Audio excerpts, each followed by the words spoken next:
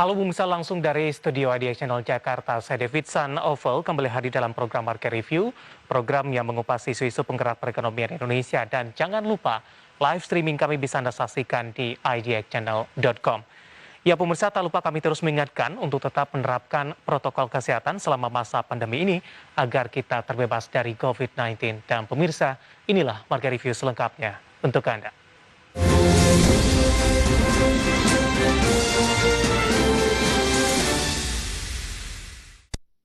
Ya, pemirsa, pandemi COVID-19 telah meningkatkan penggunaan teknologi internet dan digital di masyarakat. Pandemi juga ikut mendorong penggunaan aplikasi layanan kesehatan berbasis internet yang menawarkan layanan konsultasi tanpa tatap muka. Sejak pandemi COVID-19 melanda dunia tidak terkecuali Indonesia, penggunaan teknologi internet dan layanan digital lainnya semakin banyak digunakan oleh masyarakat. Bahkan di era digital ini dengan adanya penerapan pembatasan kegiatan masyarakat atau PPKM, masyarakat sudah bisa beradaptasi dan merasakan manfaat dari layanan-layanan berbasis internet. Salah satu yang berkembang pesat adalah layanan kesehatan secara online atau telemedicine, bahkan layanan kesehatan dengan dokter tanpa tatap muka, memesan dan membeli obat, hingga mendapatkan data kesehatan tanpa harus pergi ke rumah sakit ini ibarat jamur tubuh di musim hujan. Apalagi pemerintah telah merilis program telemedicine hasil kerjasama dengan 11 platform penyedia layanan kesehatan untuk membantu masyarakat terutama bagi pasien COVID-19 yang harus menjalani isolasi mandiri. Layanan yang dicobakan untuk wilayah DKI Jakarta ini menyediakan fasilitas konsultasi dokter hingga pengiriman obat gratis. Dokter mendiagnosis kondisi pasien berdasarkan hasil konsultasi, kemudian bila pasien yang dinilai perlu penanganan medis maka akan dirujuk ke rumah sakit. Selanjutnya rumah sakit bisa melakukan screening awal untuk pasien dengan gejala sedang atau berat termasuk pemberian obat melalui fasilitas pelayanan kefarmasian yang dituju Kementerian Kesehatan. Sedangkan bagi pasien tanpa gejala atau gejala ringan seperti demam akan mendapat kiriman obat secara gratis. Layanan ini juga terintegrasi dengan laboratorium testing PCR, di mana pasien yang ingin melakukan uji PCR harus mengisi formulir terlebih dahulu. Berbagai sumber, IDX Channel. Ya, dari paket aplikasi kesehatan online menjamur di saat pandemi, dan berikutnya kami akan mengajak Anda untuk menyimak beberapa informasi grafis yang berhasil dihimpun oleh tim redaksi kami. Langsung saja kita ke grafis yang pertama, pemirsa, kita akan coba lihat alur layanan telemedicine pasien isolasi mandiri.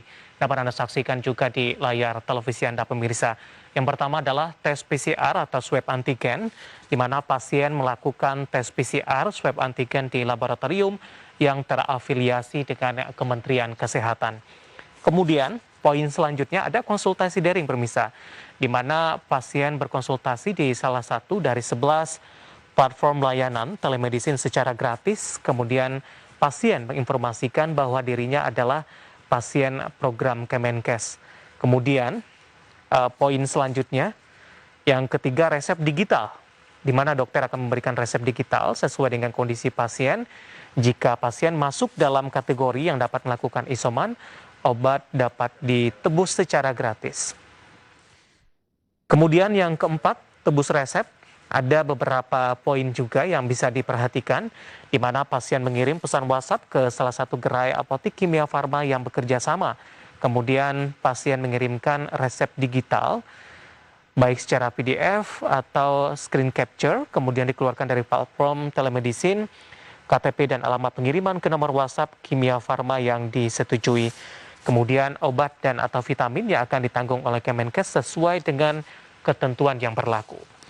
Selanjutnya pengiriman obat, Kementerian Kesehatan bekerja sama dengan jasa pengiriman dari Si Cepat untuk mengambil obat dan atau vitamin dari apotik Kimia Farma dan mengirimkan ke alamat pasien.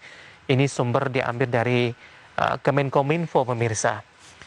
Kita beralih ke grafis selanjutnya, kita akan coba lihat daftar obat dan vitamin ditanggung Kementerian Kesehatan. Mungkin saja bisa menjadi salah satu referensi untuk Anda. Paket A, pasien OTG, orang tanpa gejala, multivitamin, vitamin C, D, E, dan zinc, dosis 1x1 jumlahnya 10. Kemudian paket B, pasien dengan gejala ringan, Di antaranya adalah multivitamin, vitamin C, D, E, dan zinc. Kemudian juga ada azitromisin 500 mg, oseltamivir 75 mg, dan paracetamol tab 500 mg. Ya, untuk terkait dosisnya dapat Anda saksikan juga di layar televisi Anda.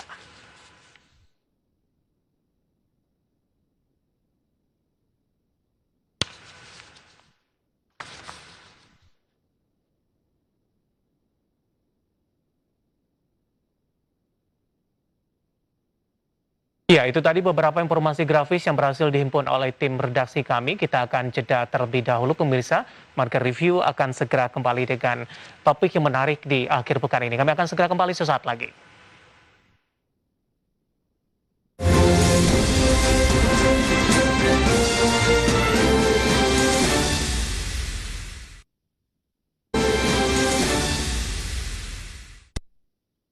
Ya, pemirsa, di Market Review kali ini kita akan membahas topik yang menarik, aplikasi online kesehatan menjamur di saat pandemi. Saat ini kami sudah terhubung melalui saluran line telepon dengan Bapak Dodi Lukito yang merupakan co-founder dari Chief Business Officer Halodoc maksud kami. Kita akan langsung sapa saja. Pak Dodi, selamat pagi, apa kabar Pak? Selamat pagi Pak David, kabar baik. Bagaimana kabar David? Kabar baik juga Pak Dodi, terima kasih Pak sudah meluangkan waktu. Sehat selalu ya Pak ya. Ya, sehat selalu Pak di ADX Channel Pak Dodi. Topik kita adalah aplikasi online kesehatan menjamur di saat pandemi Pak Dodi.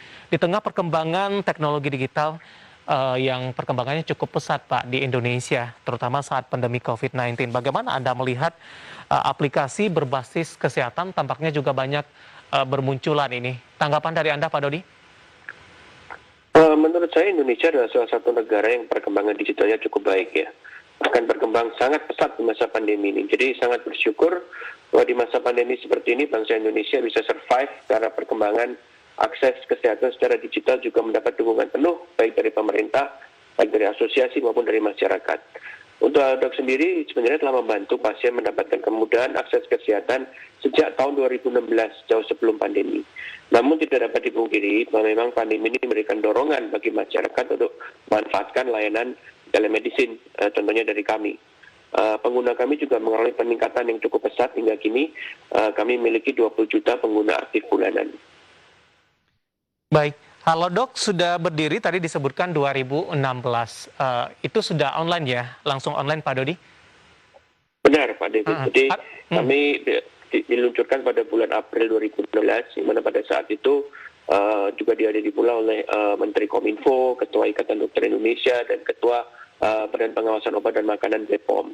Ya. Jadi di awal peluncuran kami menawarkan solusi yang berupa konsultasi dokter, pembelian obat, serta aplikasi untuk komunitas dokter di Indonesia juga. Namun saat ini juga sudah banyak solusi utama dan tambahan yang kami hadirkan pula untuk memastikan masyarakat mendapatkan kemudahan terhadap akses kesehatan.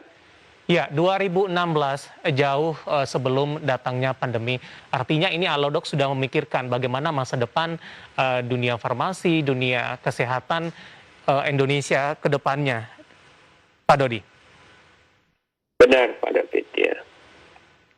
Baik, kemudian sebenarnya dengan adanya dasar dari ini Pak Dodi, apa yang melatar belakangi ketika Halodoc di 2016 langsung kepada online Pak Dodi? Ada pertimbangan lain tidak Pak?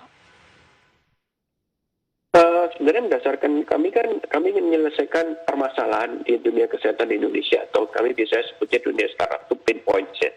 Jadi salah satu masalah adalah keterbatasan jumlah dokter di Indonesia, cuma ada 4 dari per 10.000 populasi. Terus kemudian juga geografis negara kita yang kepulauan, sehingga para dokter biasanya juga banyak yang ada di kota-kota besar saja. Jadi memang saat itu kami berpikir bahwa teknologi adalah satu-satunya kunci untuk menyelesaikan permasalahan akses kesehatan bagi masyarakat Indonesia tersebut, David. Baik, dengan adanya pandemi tadi Anda katakan terjadi dari sisi peningkatan begitu Pak Dodi, dari sisi pengguna, kemudian juga dari sisi layanan juga mengalami peningkatan. Apakah ini sudah diperkirakan sebelumnya Pak Dodi? Sebenarnya sih kami memang dari awal kan tadi tujuan kami menyelesaikan pain points akses layanan kesehatan ya, khususnya pemerataan bagi para saudara-saudara kita dari Sabang sampai Merauke. Ya, adanya pandemi ini membuktikan bahwa dengan teknologi itu memang benar bisa menyelesaikan masalah akses seperti itu. Ya, jika pertanyaan David adalah apakah sudah dipikirkan akan ada pandemi, itu terus terang pada saat 2016 itu kami juga belum tahu, kami kan tidak bisa meramal masa depan. Ya. David. Dengan adanya pandemi, dari sisi layanan juga mengalami peningkatan tidak, Pak? Pastinya, ya, kami juga mengalami peningkatan ya, khususnya apa yang untuk layanan kami telemedicine ya, kemudian juga toko kesehatan kami ya, yang juga memberikan pengemudahan pemesanan obat hingga diantar ke rumah ya, dan juga pada saat awal pandemi tahun lalu di kuartal kedua 2020 kami melihat layanan konsultasi dokter bertumbuh sangat signifikan ya. Nah, tapi di tahun ini khususnya di kuartal 2 2021 layanan kami yang disebut layanan janji temu dokter yang itu menunjukkan pertumbuhan yang sangat signifikan saat gelombang kedua pandemi melanda Indonesia. Ya, jadi hal ini menunjukkan bahwa Halodoc bermanfaat bagi pengguna di seluruh perjalanan kesehatan mereka. Baik, seperti apa Halodoc menyesuaikan diri, Pak Dodi, ketika di 2016 mungkin sampai dengan tahun 2020 awal mungkin pandemi belum ada, kemudian tiba-tiba pandemi COVID-19 masuk ke Indonesia. Bagaimana Halodoc menyesuaikan perubahan layanan secara cepat sesuai dengan kebutuhan masyarakat saat itu? Sebenarnya sejak awal kami didirikan kan memang kami ini sebagai perusahaan startup teknologi, kami selalu fokus pada permasalahan apa yang akan kami selesaikan. Ya. Jadi istilahnya tadi yang sempat saya sebutkan adalah pain points apa yang ada di masyarakat. Ya. Jadi kami terus berevolusi mulai tahun 2016 ya, untuk menambah layanan kami, meningkatkan SLA kami, meningkatkan kepuasan para user atau yang kami sebut pasien kami, dan juga para stakeholder lain yang bekerja sama dengan kami, misalnya para dokter, apotek, juga rumah sakit dan klinik ya. Nah, pada saat pandemi muncul di Indonesia di awal tahun 2020 yang lalu, pastinya ini peta pain points ini berubah kan, permasalahannya menjadi seputar COVID ya. Nah, tapi ya syukur alhamdulillah karena kami memang selalu fokus ke permasalahan yang ada di masyarakat, khususnya dalam akses layanan kesehatan, kami dapat cepat berevolusi. Ya. Salah satu contoh layanan yang mungkin kami luncurkan pada saat awal pandemi adalah layanan tes COVID-19 dengan cara drive-thru. Ya. Itu adalah inovasi yang memang kami lakukan untuk menjawab kebutuhan masyarakat yang pada saat itu tidak tahu apakah mereka terpapar atau belum. Gitu. Baik, Pak Dodi, menarik, kita akan jeda terlebih dahulu, nanti kita akan lanjutkan kembali dan pemirsa telah bersama kami. Marga Rivi akan segera kembali usai jeda berikut ini.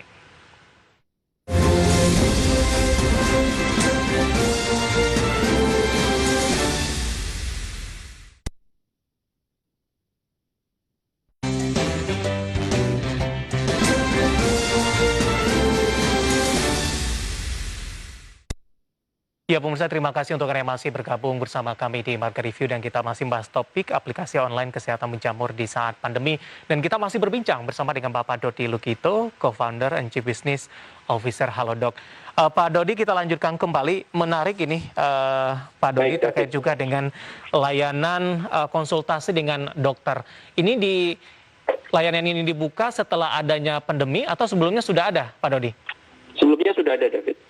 Tapi karena adanya pandemi ini lebih banyak diminati dan layanan ini juga banyak diakses oleh masyarakat, begitu Pak? Benar sekali.